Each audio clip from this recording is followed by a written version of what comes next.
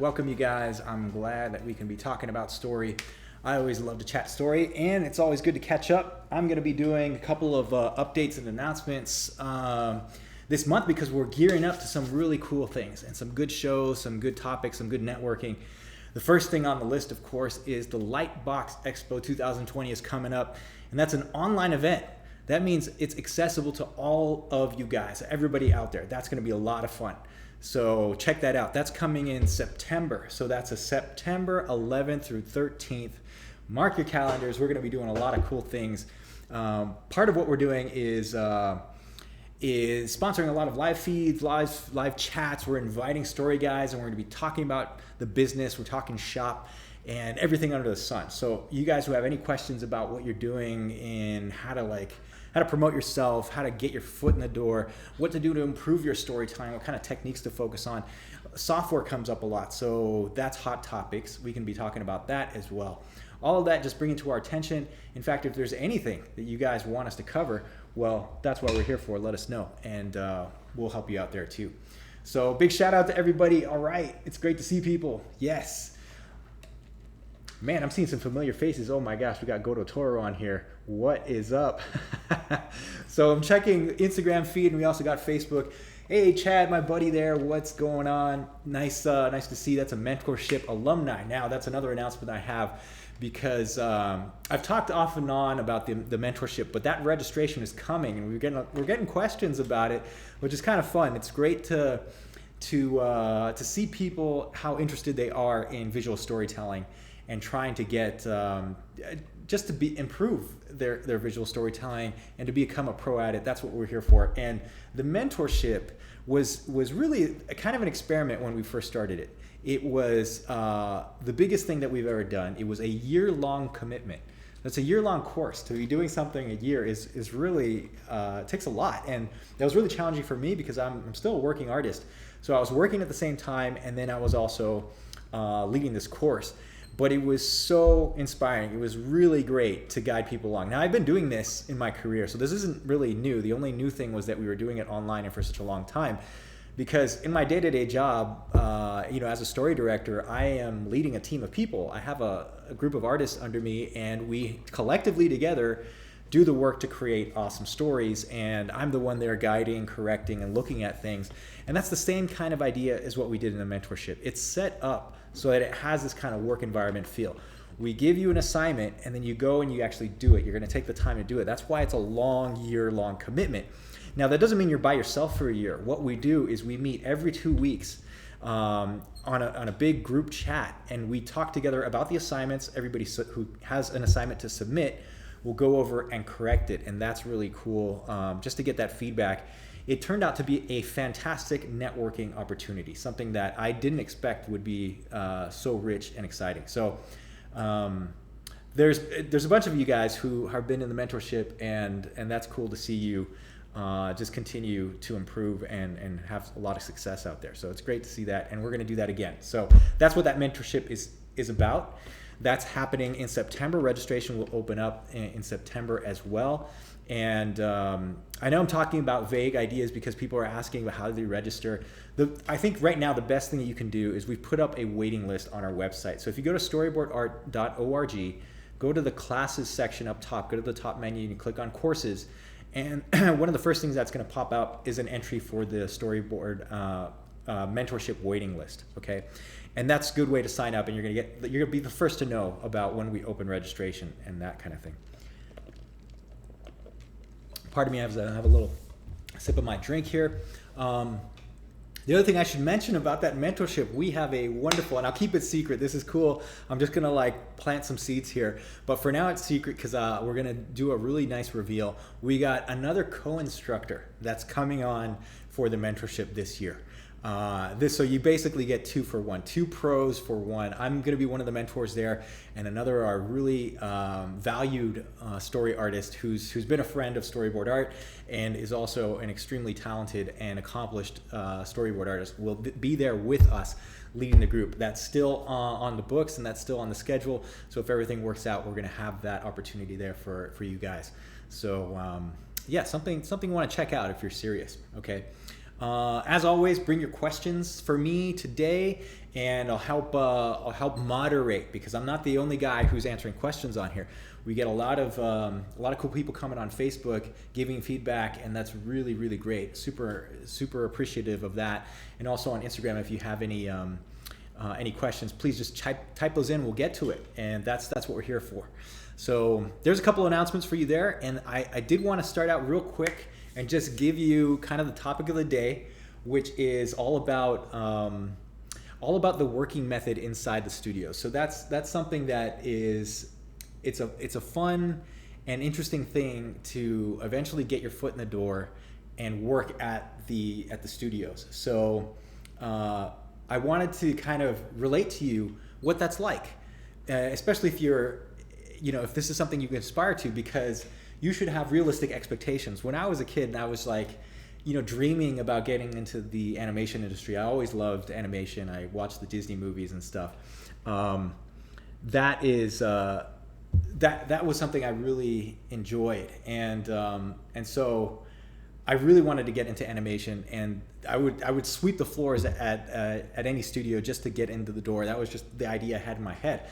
But later on, when I actually started at this and I started working my way up, it was still exciting for me, and it revealed to me what the actual workplace environment was.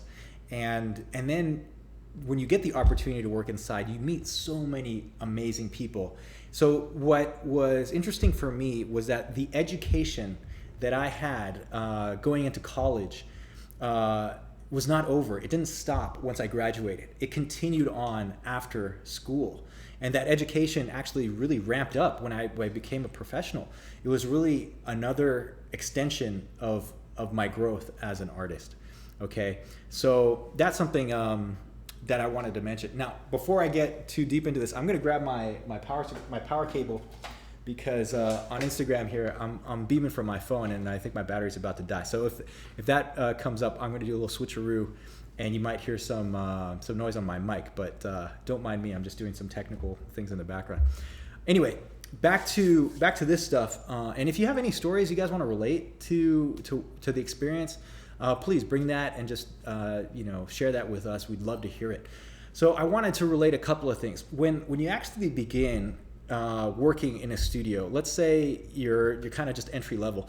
One of the things I thought was really cool was that there was a wonderful supportive environment that I found in the studios that I began at. I started at a game studio as an intern at one point, and that was like Sony, a subsidiary studio that Sony had in San Francisco. And then after that, I started at a small animation house called Wild Brain, which I met some wonderfully talented people there, and they were doing some really cool work. And then, I kind of weaved my way in and worked up on different things. So, and I'll tell you a little bit later when I got into some of the bigger studios like Pixar and Lucasfilm. But first starting out, what I found was that they're really there to support you. The guys there are, they don't want you to fail. Nobody's going to hire you because they want you to fail. What they do is they see potential in you. And so it can be really intimidating if you think, okay, I'm entry level and I just got this opportunity. Oh man, this is like once in a lifetime. I gotta work my ass off. But then you get there and you don't know what you're doing. I had no clue. I didn't know, everybody has to have some kind of ramp up as they get into any company, any office job, right? Or any job in particular. But like, you don't know where to sit, you don't know what the protocol is, none of that. And that's what a human resources department is for. Now, if it's a smaller studio, you're gonna have like a studio director or a producer guide you along, and there's like an onboarding process. So that was a relief to me because at least there was something to fall back on. And then I was assigned to some senior artists there, like a veteran person who would oversee me, especially as an intern when I was just starting out. I had a couple of senior artists, and then I had a couple of directors that would guide me along, and they would look at my work and they would give me feedback. And it was wonderful. It was very supportive.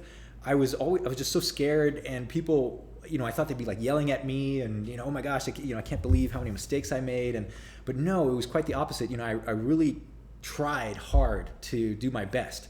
But sometimes even then you don't know what you're doing. So that's when your director will take your work and then they'll go through it, they review it with you, and they give you feedback. And that is a wonderful method of mentorship, right? This is why we call our program the Mentorship program, because you're mentored along by a veteran artist. And that's the way I learned. Everything that I know as an artist today is because somebody else taught it to me. There is nothing I innately learned. I wasn't born with any of the things that I know. I learned it, and that was through hard work and also the generosity of these mentors and the directors in the studios. Now, meanwhile, I was getting paid to do this stuff, so that was another benefit. And sure, entry level, I wasn't getting paid very much. I think my starting salary back when I began at like WildBrain was, I remember it was $14 an hour. Okay, I was a contractor for $14 an hour, and that was great. I think that was, beat Starbucks. I was I was overjoyed to be making that money, and I did my best, and that job was short-lived, and then I moved on to something else. And you take that work and you revamp your portfolio, and that's something we're going to be talking about too, which is another thing I should have mentioned in the announcements. But we're going to have a training session as a ramp up to the Lightbox Expo for those of you guys who are looking to improve your portfolio. So it's the drawing and portfolio training group that we're going to have, and we're going to bring that up. And for those of you guys who follow us on Storyboard Out, you're going to be the first to know. So I recommend you go to our social media and you go to our pages and sign up to our email list. At least you'll get the announcements for that. That's totally free, because we're going to give you the info that you need to ramp up your portfolio.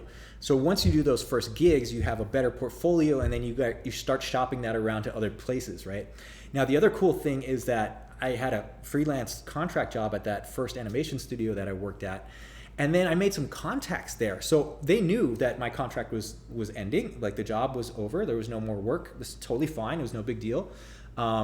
So what happened was some guy suggested, and they knew of other places where I could apply. And since I had the recommendation for some of those people, I got to doing some illustration work for another job like right after that. So I was not without work for a while. It was great. So there was a little bit of a downtime and a break, and then I got my second job right after that right away. And that was, again, it was wonderful. It was magical. Think about it. Like my whole life, and hopefully if you're anything like this, it's true. My whole life was thinking, how am I going to make a living as a professional artist? How am I going to be creative every single day of my life? That's what I wanted to do. And I had to eat, right? I got to pay my rent and stuff. So what do I do? So that was me trying to figure out that problem. And the great thing was there were hundreds of people, and even in just the small animation studio, which was probably less than 100, but then in the bigger industry, in the bigger city where I lived, there was probably hundreds, if not close to 1,000 people or so that were working in the creative field and the animation industry in particular. Okay, so later on, I specialized in doing storyboards. I started out as an animator, and I did illustration and character designs and things like that. But then I really loved story, and I wanted to get into story, and I started working on different things. So that's when your kind of self-training comes in, and you have to continue improving.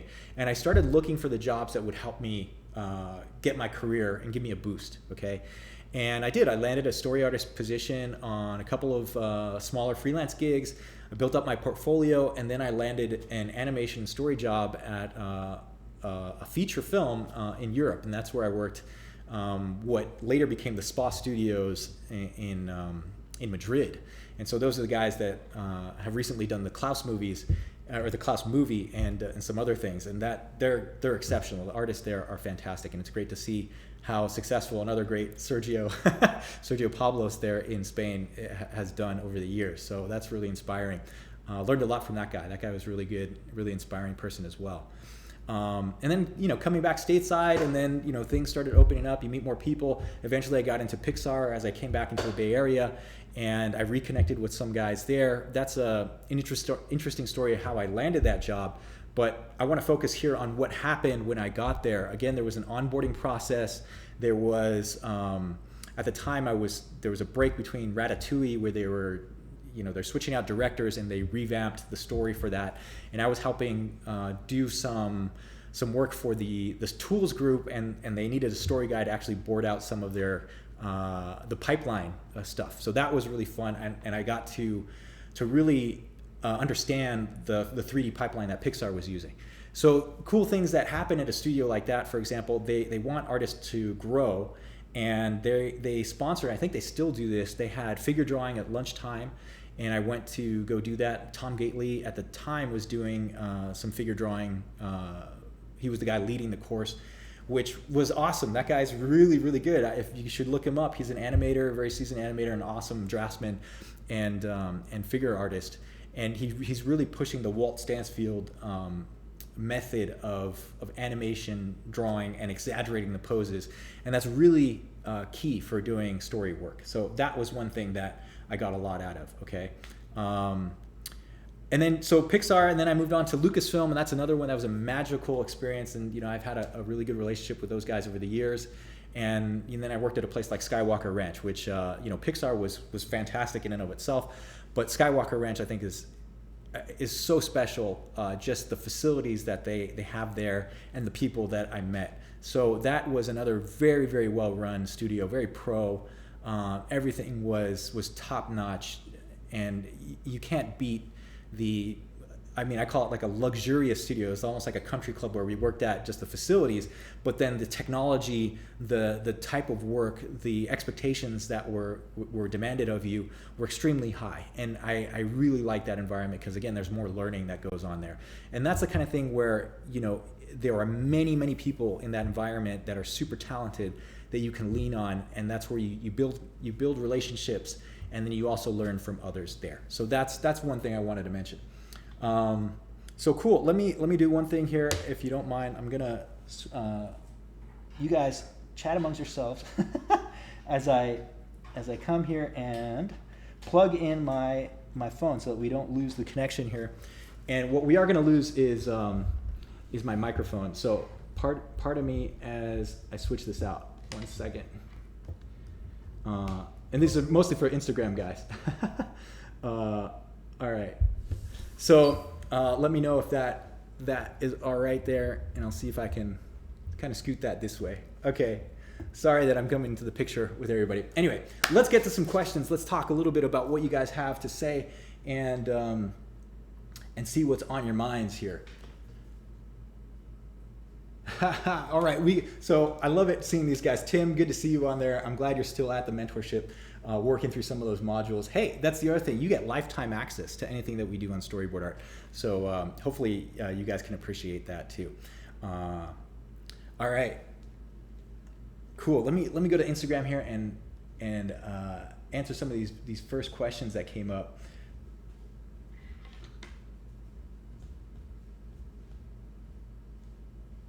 Okay, so let me mention this too, because this is not really a question, but I want to keep this out in the open. Is that from it's you? I'll just abbreviate your avatar there. So you're saying that you're a beginner, okay? And for beginners out there, look, it can be super intimidating to get on anything like Instagram or Facebook even, and just see the caliber of artists that they're publishing there. You go to ArtStation, and it's almost like you want to commit suicide because everybody's so amazing, right? And this happens to me, and I've been at this for decades now. And you know, I'm still chasing as much as possible to create high quality work. And I do things in my own way, in my own style, and I've been comfortable with that. And so what I should say to you guys who are just starting out there is, like, one, only compare yourself, only compare your art to yourself, okay? The growth that you do is only for you. Don't compare yourself to the guy next to you or to some other artist you see on ArtStation, because you have no idea where they came from, right? They might have a personal art tutor, they might go to like some fancy school, or they might have like Rembrandt as their personal mentor. Who knows, right? Back from the dead, I'm just saying. And then you're comparing yourself to this guy who might have just other resources that you don't. That doesn't mean that you can't be successful at this. And this is why storytelling for me is so unique, because it's your own personal storytelling style that's going to set you apart, not your draftsmanship, not how well you render something. Okay, now that helps, right? It's important to know about technique, but that your personality and your storytelling ability is what's going to set you apart. And I argue anybody can learn that. Everybody has an opinion and a sensibility about these things. That's why you should be thinking about storytelling above all else. It's about communication and not illustration. So don't get intimidated. intimidated if you're a beginner out there. Okay. Yeah, there's a great question from let's see, Angel Valens Art. You're asking, is Skywalker Ranch invite only? Yes, my friend. That's a private film production studio, which houses the main house, Skywalker Sound, and a couple of other divisions there. And it's very remote and it's very hard to get to. And you can only get in there if you have access and you're either invited or you have or you're part of the working environment. So I was there for a number of years, and I went back in later productions and stuff. But yeah, so don't try and get your get your way into a Skywalker Ranch. It's not a good idea. They have top-notch security. They have their own fire department. There's just think about that. They're great people over there. Great people. Okay, so Irwin999, how much should we animate in a storyboard? I saw your ad and it looks super complicated. 3D and animatics. Look, here's what we do. We as artists, we do some complicated things every once in a while, okay? And it's trying to make it look easy and trying to make it look sophisticated. The end product of what we do is animation. That's what we're trying to do. We're trying to animate something and create, let's say, I worked on a lot of 3D animated projects and episodic series. So that's the end product. Now, we're using all of the tools possible, and yeah, it looks complicated, but that's why I'm here to break it down for you. If you've seen some of the recent posts that we've done on Storyboard Art, they posted a couple of my storyboards that I did for Rebels and the Resistance animated TV show. Take a look at some of that. It has 3D backgrounds, but then I'm drawing the characters on top. So now the 3D background I didn't have to draw. What I had to do was position the camera in the right place so that that would give me the shot that I wanted, the composition and the lens, but then on top of that, I would draw with another program. So that was something that there's shortcuts that you can do, okay? Now, I do recommend that you're at least familiar with some kind of 3D software and a 3D program, but Toon Boom, for example, which is a really common and popular storyboarding software, has a 3D engine inside of it, and it's really easy to learn. You can watch 3 tutorials and you'll be set. It's not that complicated when it comes to doing, especially for storyboards, because you're just gonna be posing and referencing the 3D. I really encourage you guys, especially if you're just beginning, to really enhance the drawing skills, right? Like this digital pen here is what you need to draw on these fancy Wacom monitors, because you want to keep those drawing skills really sharp no matter what, because that's going to come in handy if you're doing sketches or gag sessions and stuff like that, okay? So there is a way around it. That's why we teach these methods, because it might look intimidating, but when you break it down, it's not so difficult. And the cool thing is, once you master these tools, you can start doing really sophisticated, timed out, complicated looking stuff, okay? Because that's the point. We want to do cool work, right? We want to do exciting storytelling work. Cool. Hey, Derek, what's up, buddy? Good to see you guys. Thanks, Anthony. Hey, what's up? It's good to see you on there. He's saying Serge has a loose style that makes it look alive. Thanks, friend. I'm sometimes hard on myself, actually. Looking back at some of my storyboard panels, they're so sketchy sometimes that I'm like, man, I wish I had time to go back and clean it up. The reason some of my storyboard panels are loose and kind of vibrant like that is, one, because of my deadline. It's like I don't have time to go back and clean things up. The other one is really, I'm trying to get the communication of the idea across. I'm not worried so much about the illustration. I want to make sure the composition works. I want to make sure I have the right camera angle, but I don't have to worry so much about like the folds and the shadows and all that. It's really irrelevant when it comes to, well, not irrelevant. I should say it's not as important as the story point in the final product that you're doing. So that's why I say it's communication, not illustration.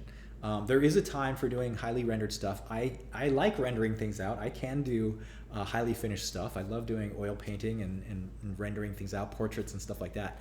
But when it comes to storyboards, I simplify my style a lot. I talk about shortcuts, drawing shortcuts, which doesn't mean like you're cheating things. It means you're simplifying and reducing it. So by shortcut, I mean you have a shorthand, you have a method to do things fast. that will create a appealing image. So anyway, thanks for that. Thanks for that comment, buddy. Anyway, yeah, Facebook chat is live. All right, welcome. Good to see you, William. Yeah, awesome. All right, let's go back to Instagram and let's chat about this. So Alan94544, just wondering what other studios are in the Bay Area other than Pixar and ILM. So great question. I think it's really common knowledge that Pixar is in the San Francisco Bay Area. Lucasfilm, which includes ILM, Skywalker Sound, and the other divisions that they have, Lucasfilm Animation, and the Lucasfilm headquarters, so that's the film division, and they also have a VR division and stuff like that. Technology, R&D is all in the Bay Area, and that's in the Presidio of San Francisco, and also in Marin County at Skywalker Ranch. Now, there are many other studios there, so hopefully you guys help me out here, because I always forget these. But let's talk about some of the ones that you may not think of when it comes to film work and animation stuff. YouTube is in the Bay Area. They actually have a film division that they sponsor. They sponsor creatives. Okay, so there's YouTube Studios, which is owned by Google, of course. Google also has Google Spotlight. I think they still have that program going, which is also creating animated films and content.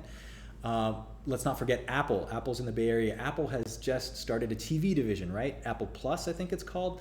And they're creating content. Now that content division, I think, is out of LA, but Apple, the principal company, is in the Bay Area as well. Now let's hit the game companies. Oh, well, I should mention Facebook, right? Facebook has Oculus, and then Facebook also has an art department. And I know firsthand people that I've worked with personally that are now in the art department in Facebook, which is another amazing facility and a really cool place to work at, which I never would have thought so, because I'm just not too dialed into the tech scene there, but Facebook is a really amazing facility. Then of course you have the game studios, right? So help me out on this one. I know Ubisoft is in San Francisco for one. Let me see if I can think of some other ones. This is where Gorotoro has to come out and put a comment to give me a hand there. Tippett, thank you, Derek. Tippett Studios is also in the Bay Area. You got GhostBot. That's a smaller animation studio, but they do excellent work there in the Bay Area, still holding strong. And let's see. Anyway, there's a ton. I just don't have the list off the top of my head. I forget these things really easily. But there is work to go around. There's video games, there's virtual reality, there's tech, there's animation, there's live action film, there's freelance work. Everybody's on the Corona lockdown, right? You guys are at home working, doing live chats and Zooming and all that stuff. So, I think now the barrier to entry and getting hired remotely is starting to go away. So that's a really cool thing that we should be appreciative of. I mean, it's a one interesting positive side effect to everything that's happening right now. All right. Cool. So yeah, the reason you're asking is because you live close to the Bay Area and would like to work in the Bay. Let me point you to a couple resources. One thing that you should do if you work at any film center or any greater metropolitan area, look at the film festivals and look for any film groups or animation groups. The one thing that I can point to is ASIFA. That is ASIFA, I believe. Did I spell that right? You guys help me out. They have that's the Animation Society. They have one their headquarters is in LA, that's the main one, but they also have a branch in San Francisco. And I think they have one in New York as well. So that's something you can look up. And then they will have a list of all the recent companies, just a resource, and you want to connect with those guys. They also sponsor talks and do some really good stuff. So they're the ones that vote for the Annie Awards, which are the Oscars for animation. So yeah, check out the ASIFA guy. It's worth it to join their membership. I recommend that. There's also the Visual Effects Society. There is a branch in San Francisco in the Bay Area as well, also in LA and probably other metropolitan centers. The Visual Effects Society, the Directors Guild, the Art Directors Guild, and let me see if I can name a couple other ones. But those are some that you want to look at, and then think of looking up those festivals and conventions. Now, of course, everything's on pause right now. One thing that I would recommend for any of you guys, and this is another this is another shameless plug, but come to Lightbox Expo. That's going to be something that's really, really helpful for networking and meeting people. Lightbox Expo online, September 11th to 13th. Storyboard Art, we're one of the sponsors. You guys come to us and we're going to be doing a lot of story-related talks. But other than that, you can see the layout of what everybody else is doing as well for Lightbox. So I think if it's anything like last year, just online, you're going to be blown away by the amount of talent and opportunities that you get from something like that. Yeah, cool. Oh man, thank you, Derek. I can't believe I forgot this. Tonko House, some good buddies. I know Dice, one of the founders, is working at Tonko House, which is a really awesome animation studio. There's also Baobab. Now that I think of Tonko House, I think of Baobab. I think of, oh man, what's the new studio that just opened up there in Berkeley? Anyway, there's plenty of stuff out there because Bay Area is a good hub for artwork. Okay. Anyway, let's go on to some other questions here. What do you think about the motion blur in animation? That's an interesting question. I don't really have an opinion either way. I think it can be used to advantage. I think it probably, if you overdo it, it probably looks a little weird and like a little too like effect heavy. But really, motion blur. What you're talking about, you're talking to a guy who's mostly focused on, I did come up as an animator and I love animation, but really, I feel like, the story is always the most important thing. So you're talking about motion blur, but did you get the shot right? Did you get the story right? Did you get the sequence right? Everything else on top of that is just extra. And, not to take anything away from the really talented animators out there, but you got to get the story right first. Everything else can be is just icing on top, basically, right? If you get the story wrong, no amount of good animation or no amount of motion blur is going to fix any of the shots that you have out there.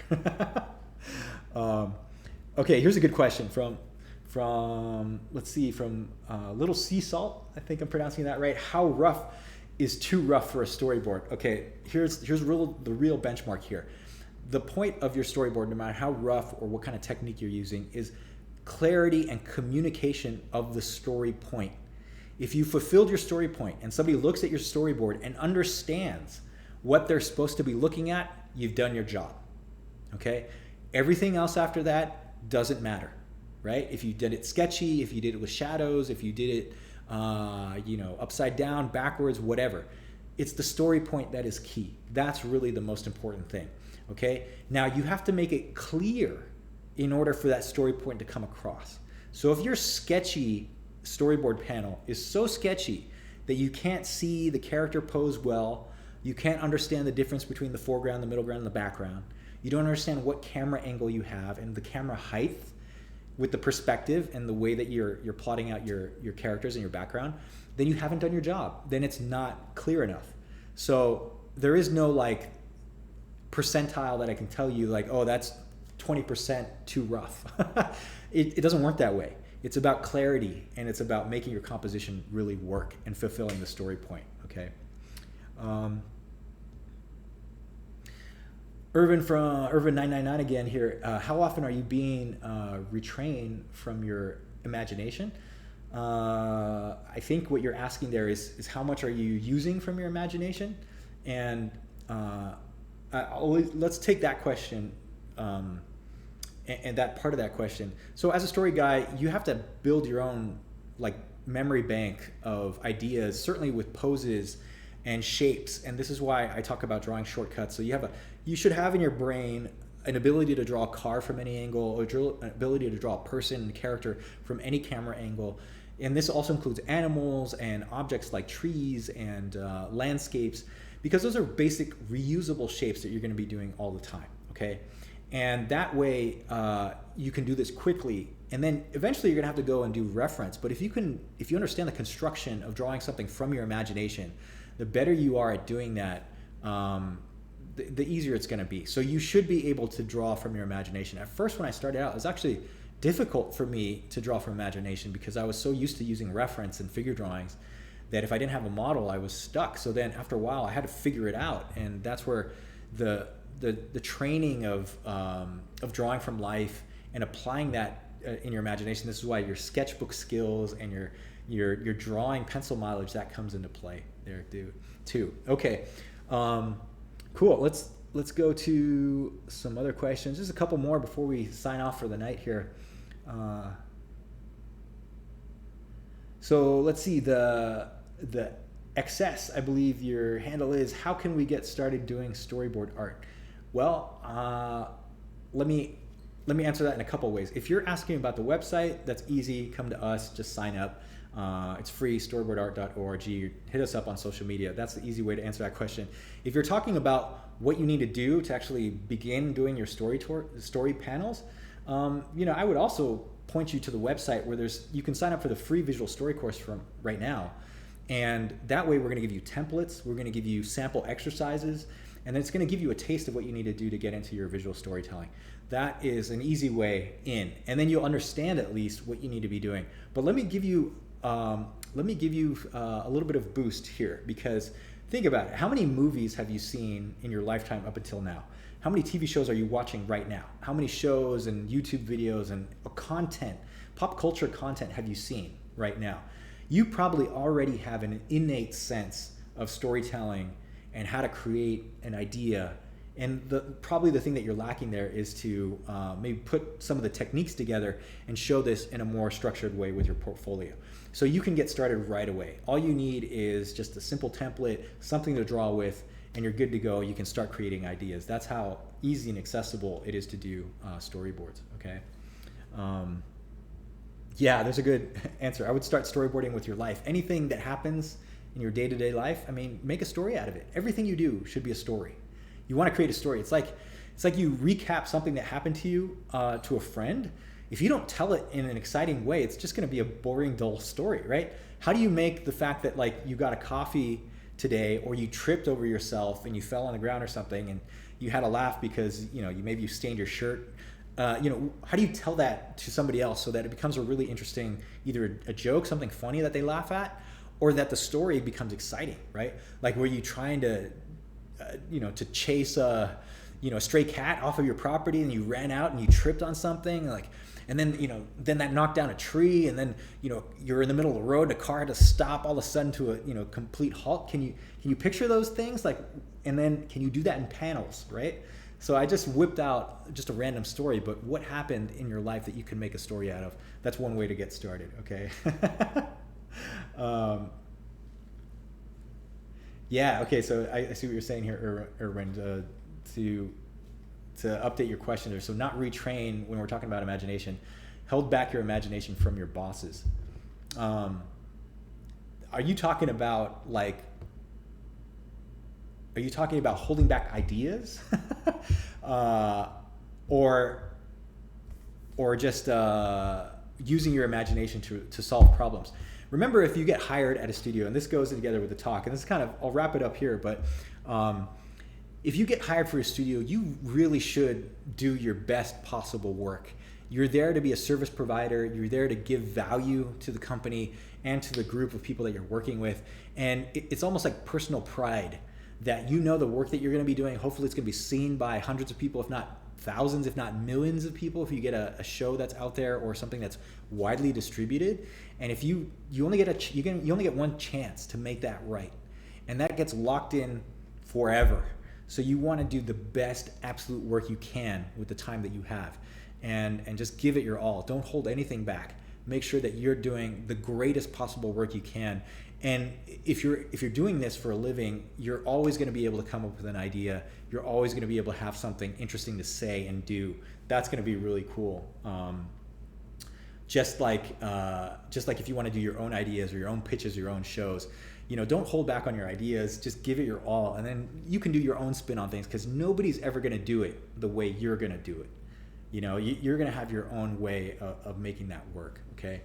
All right, man. Let me see if there's anything else on here.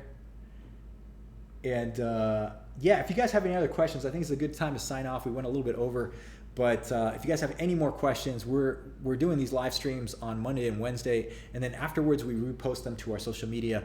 But then you can always hit us up directly. So you can direct message us on social media, or you can just put a comment on these chats, or just hit us up directly with story@storyboardart.org. Okay.